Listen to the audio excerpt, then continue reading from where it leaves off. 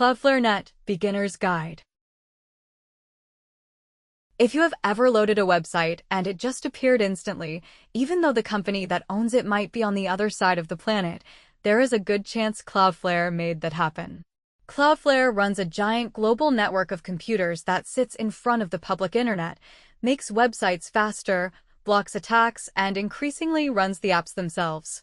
This script is for learners only. Nothing here is investment advice. It is just a guided tour of what the business actually does. So, what does Net actually do? Cloudflare sells its customers access to a single global network of computers spread across more than 330 cities. The company organizes what it sells into 4 acts, which is just management's way of describing 4 generations of product that have stacked on top of each other over time. Act 1 is the original business, application services. That includes the CDN, Content Delivery Network, the system that stores copies of a website close to its users so pages load faster, plus DDoS protection, distributed denial of service protection, which is basically a shield against attackers who try to crash a website by flooding it with fake traffic. It also includes the WF, Web Application Firewall, which filters out malicious requests before they reach the website. This Act 1 layer is the entry point for most customers and still the foundation of the business. Act 2 is Zero Trust, sometimes called SASE, Secure Access Service Edge, pronounced SASE. In plain English, it is the modern replacement for the corporate VPN, virtual private network, the old technology your parents used to log into a work computer from home. Instead of trusting anyone inside the network, Zero Trust checks every single request.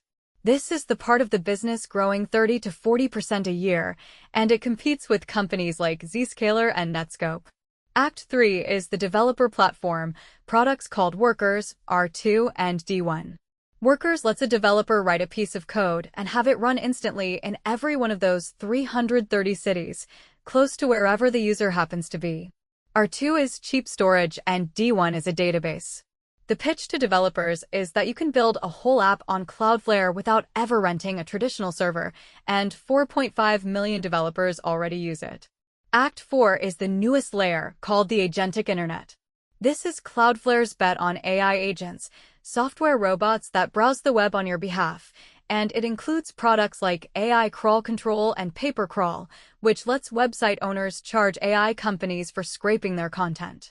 Total revenue across all 4 acts is now running at about $2.6 billion a year, and the company serves around 332,000 paying customers.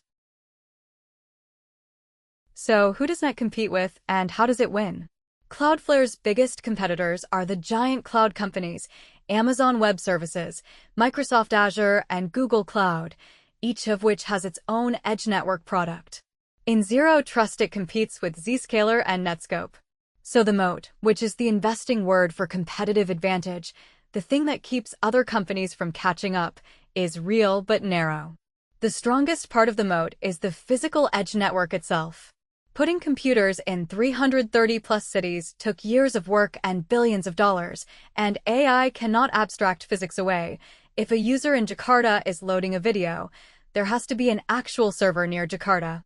As AI workloads grow, that low latency, distributed compute capability becomes more valuable, not less, because AI inference, the step where a trained model actually answers a question, needs to happen close to the user. The second part of the moat is the developer ecosystem. Cloudflare is trying to do for the edge what Amazon did for the cloud, get so many developers building on Workers, R2, and D1 that switching to a rival becomes painful. With 5.5 million developers already in the ecosystem, that habit is starting to compound. The company itself rates its own moat as narrow, not wide, because the hyperscalers genuinely can offer equivalent services at scale, and the fourth cloud pitch is still being proven. What are the key drivers for the business over the past 5 years? Cloudflare has grown revenue at roughly 30% a year for 5 years running, and 3 forces explain it. The first is the move upmarket into large enterprises. The number of customers paying more than $100,000 a year has roughly doubled in 3 years to about 4,416, and they now account for 72% of revenue. The largest single contract is worth $42.5 million a year. The headline metric here is DBNRR, dollar-based net retention rate, which measures how much existing customers spend this year compared to last year. Cloudflare's DBNRR is 118%, meaning the average existing customer is spending 18% more than a year ago, even before any new customers are counted. The second growth force is platform expansion.